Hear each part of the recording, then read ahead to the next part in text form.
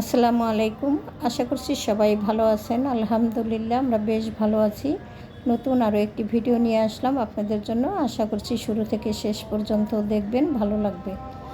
এই তো দেখতেই পাচ্ছেন, বাজারে গিয়েছিল, ইলিশ মাছ এনেছে। তবে এখানে যদি ডাঁটা আনতো তাহলে হয়তো আমি আজকে ইলিশ মাছটা ডাঁটা দিয়ে ঝোল করে রান্না করতাম। কিন্তু এখন কি করব তা দেখা যাক কি করা যায়। তো এরই মধ্যে কিন্তু আমি মাছ কেটে কুটে পরিষ্কার করে রেখে দিয়েছি রান্নার জন্য। আর এখানে হলো আমি যখন মাছ কাটছিলাম তখনই বুয়া চলে এসেছিলো। তো বুয়া কাজ করে দিয়ে চলে গেছে অফ ক্যামেরাতে। আজকে আর বুয়াকে আপনাদের সাথে শেয়ার করতে পারলাম না। বুয়া যেহেতু চলে গিয়েছে তার আগেই কিন্তু আমি ঘরবাড়ি খুব সুন্দর করে পরিষ্কার করে দিয়েছিলাম, বিছানাপত্রগুলো। আর এখন ভাবলাম আমি আপনাদের সাথে একটু শেয়ার করি।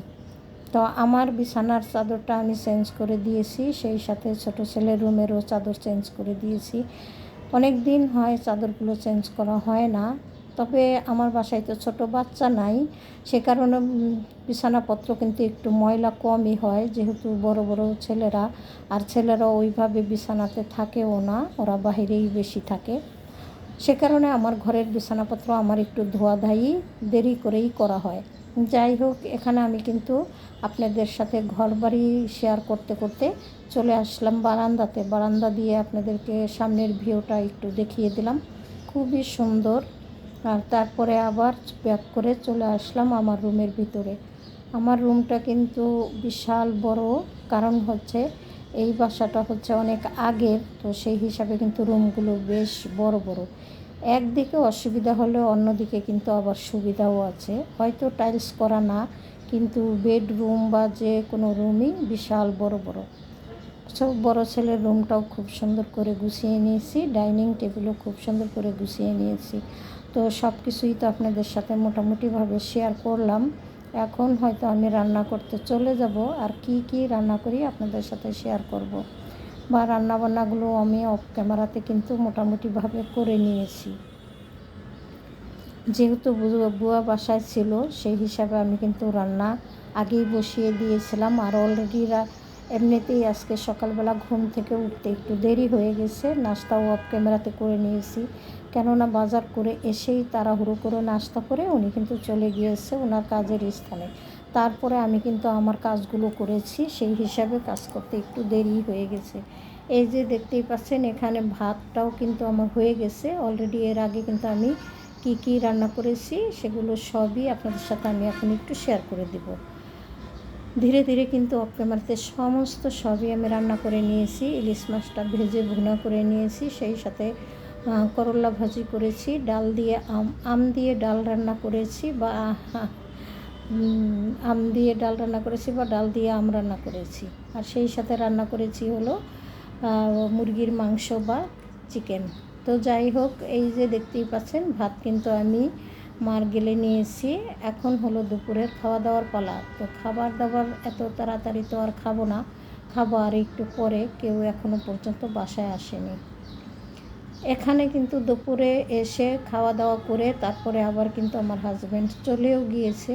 আর আসার সময় কি কি বাজার এনেছে সেগুলো এখন আমি টুকটাক করে আপনাদের সাথে একটু শেয়ার করব। এখানে দেখতেই পাচ্ছেন, এই যে হলুদের গুঁড়া, মরিচ গুঁড়া, সেই সাথে ধনিয়া গুঁড়া এনেছে।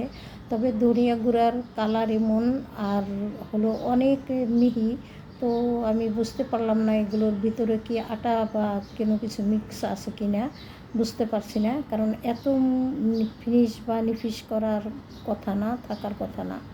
আর এনেছে চাউলের গুঁড়া। তো এইগুলো হলো আমার অনেক আছে, তারপরও আরেকটু আনিয়েছি, কেননা অতি নিকটেই কিন্তু কুরবানির ঈদ চলে এসেছে। তো সেই হিসাবে এই সমস্ত মশলাপাতি কিন্তু একটু বেশিই লাগবে। তো বেশি যেহেতু লাগবে কি আর করার, আনিয়ে নিয়েছি। আর এখানে হলো সন্ধ্যার পরে আমি চলে আসলাম হলো আমার যে কাপড়, যে বেড কাভারগুলো উঠিয়েছিলাম আজকে, সেগুলো আমি অফ ক্যামেরাতে ধুয়ে নিয়েছি, এখন শুকিয়ে গেছে। সন্ধ্যার পরে ভাবলাম টিভি দেখতে দেখতে একটু ভাঁজ করেও নেই, তাহলে একটা কাজ এগিয়ে থাকে। আর ধোয়া কাপড় চোপড় যদি ওইভাবে রেখে দেই, পরের দিন আবার যদি মানে এক জায়গায় রাখা হয় তাহলে কিন্তু কুচকায় যায়, আর সেই ধোয়া কাপড় কিন্তু মনেই হয় না যে এইগুলো ধোয়া কাপড়। আমার কাছে তো এরকম মনে হয়, জানি না অন্যদের কাছে কেমন।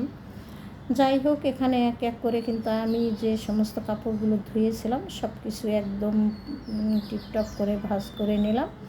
আর এখন হলো আমি চলে যাব অন্য কাজে। এই যে দেখতেই পাচ্ছেন, এখন হলো রাতের বেলা, অনেক রাত করে এসেছে বাসায়, তারপরেও ভাবলাম আপনাদের সাথে একটু শেয়ার করি। এখানে জিরা এনেছে, সেই সাথে এনেছে এলাচ আর হলো দারুচিনি, এগুলো তো লাগবেই কুরবানির সময়। অনেকগুলো আছে, তারপরে একটু বেশি বেশি করে আনিয়ে রাখলাম।